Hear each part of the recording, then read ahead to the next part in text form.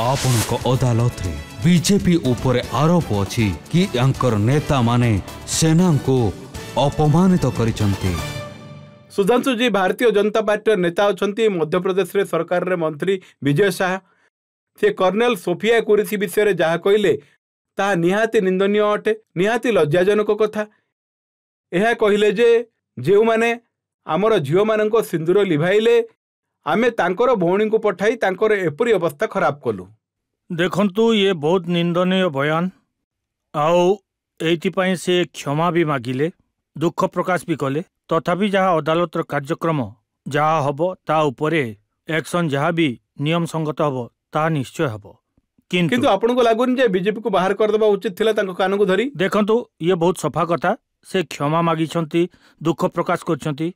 किंतु प्रश्न सही लोक पचाउछंती जो माने एयरफोर्स रो ऑफिसर मान को हत्या करथिबा असीम मलिक को डाकी की प्रधानमंत्री कार्यालय रे से माने ताको सम्मानित कले, जो माने भारतर सेना अध्यक्ष को रास्तार गुंडा बोली कहले, जहां को नेता सिद्धू जाई की जनरल बाजवा को आलिंगन कले आ क्षमा भी मागिलेनी, निज कथा को विड्रॉ भी कलेनी। विड्रॉ करथिले कि जमा कर नथिले, जो माने हाफिज को साहब कहले, जो माने ओस्लामा को जी कहले।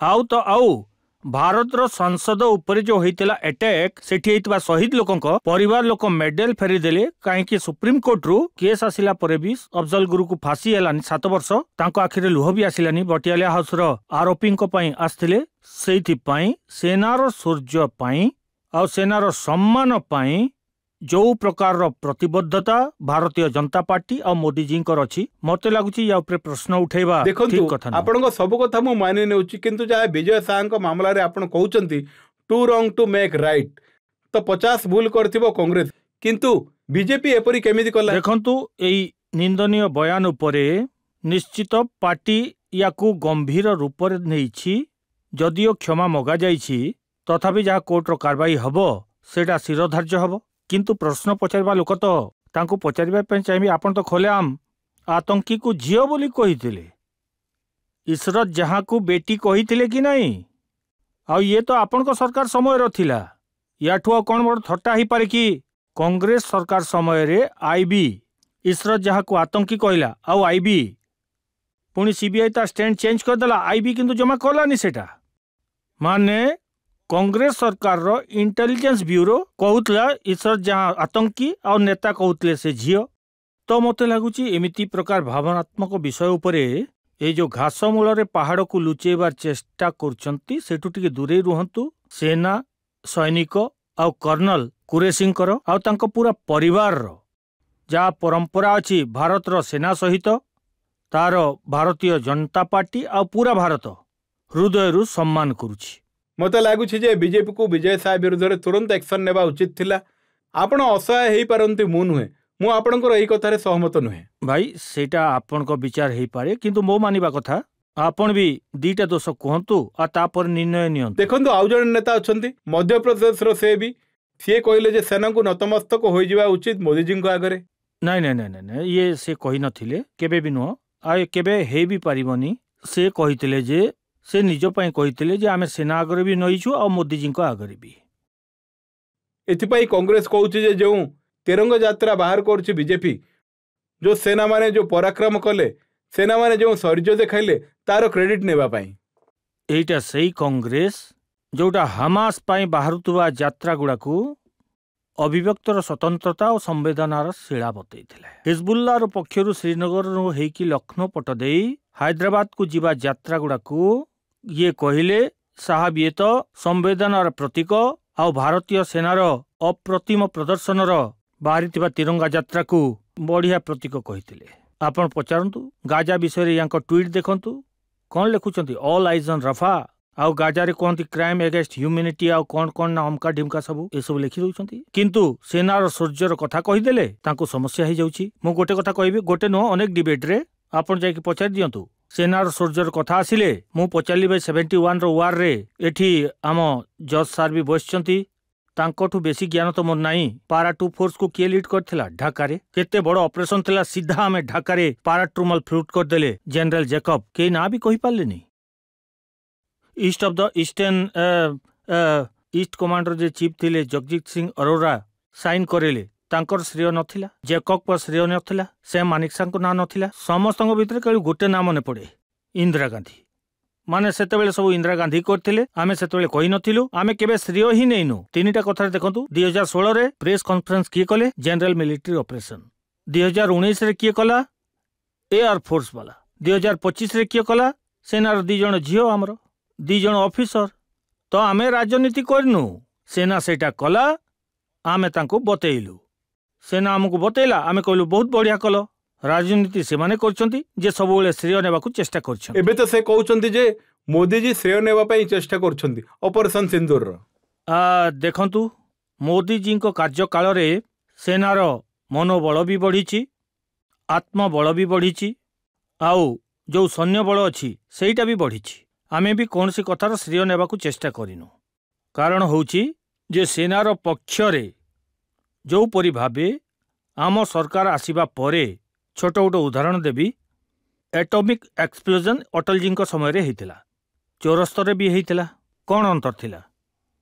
74 भारत कौन कहब, रूस और अमेरिका 2 जण डिक्लेयर करदेल से कथा को। 98 रे अमेरिका जानी पार्लानी, जे जाए भारत ताकू कहिनी। 74 कहले नाई नाई आमे शांतिपूर्ण भाव में करछु। 98 कहलु आमे शांतिपूर्ण कथा no, we are the nuclear have. आमे निजको न्यूक्लियर स्टेट डिक्लेयर कलु। सेनार मनोबल बढ़ाला, मोदी जी आसिले तो आमे न्यूक्लियर सबमेरिन, न्यूक्लियर मिसाइल आउ जल थल नभ 3 स्थान रे आमे तांको न्यूक्लियर पावर इंपावर्ड कलु। आउ तापर देखंतु सेनार सम्मान रे आउ थोड़े रिपीट कर दउची, ये आसिम मलिक को डाकी की प्रधानमंत्री कार्यालय रे सम्मानित कले, जी एयरफोर्स अधिकारी मान को हत्या करथिले।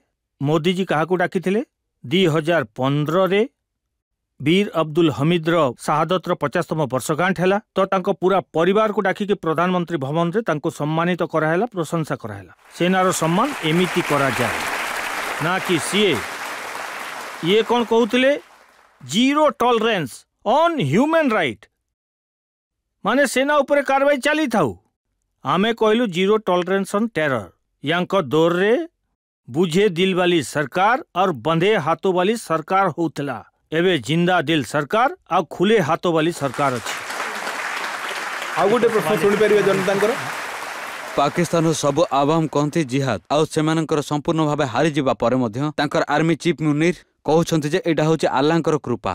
तो एथरे इस्लाम कोठु आसिला? एटा होची सबटु मजादार कथा। सेटा होची इस्लामिक ब्रदरहुड नारे बना हितला। 25 साल एक ही रही पारले नहीं।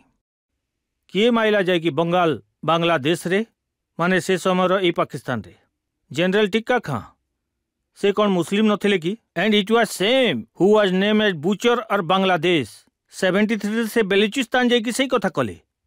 ही was called butcher of Balochistan. आज खैबर पख्तूनख्वा रे तरीके तालिबान का विरुद्ध लड़ुची। अच्छा छाड़ू, ये जदि तांको इस्लाम रो कथा, तो पेशावर रो मस्जिद रे धमाका कहीं हेता भाई, रावलपिंडी रे धमाका कहीं होची? सेठी तो 100% मुस्लिम अछंती। एइति पई ये जो फैकेट थिला जे आमे सब इस्लाम ना रे करछु बोली, एबे भी सेटा भांगिला बलिया जना पड़छि। किंतु आपण जेतले प्रश्न करछंती, ये एइति पई बहुत इंपोर्टेंट कि आजी तांको एटा लागुछि जे प्रमाण अछि से भारतक द्वारा निर्णय रूप में हरा जाइछंती। सेति पई ताकू खाली धार्मिक और मजहबी कथा को लेकिन इश्यू करिवे। आपण तो देखिथिबे वीडियो फुटेज गुडा देखिथिबे, तो तांको प्राइम मिनिस्टर मिनिस्टर अल्लाह के फजलो करम से, अल्लाह के फजलो करम से ए सब हेछि इंशाअल्लाह अल्हम्दुलिल्लाह एते थर कहिसंती। आमर एठी तो केही कहि नांती। तो एइथि पई अंतर कोन अछि? आ सेमिति रे माने सादा शब्द जदि कहिबी जे ताको अल्लाह का फजलो करम रे तांको काम चालुनी, बनिथिले कांग्रेस रो रहमो करम रे, आउ चाली छंती चीन रो रहमो करम रे। आउ एइथरे मु आपनको मो निजर भी ए गोटे मु आपनको निज अनुभव कहूची। आउ एटा पाकिस्तान रो अभाव को एड्रेस करके कहूची।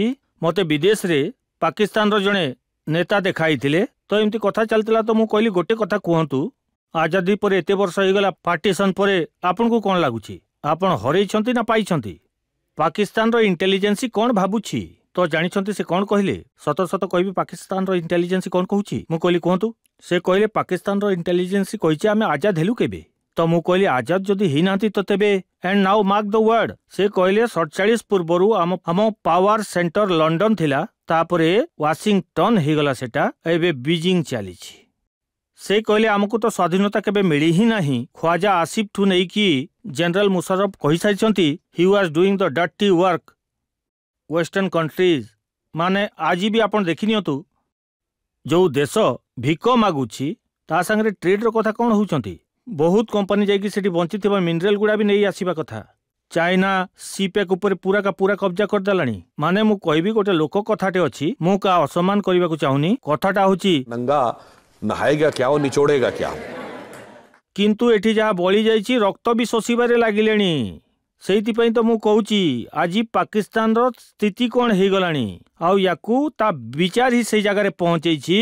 ए इस्लामिक ब्रदरहुड रे जो तैयारी हेतला जब से बना है पाकिस्तान, पाकिस्तान के मुसलमानों का नुकसान है नुकसान।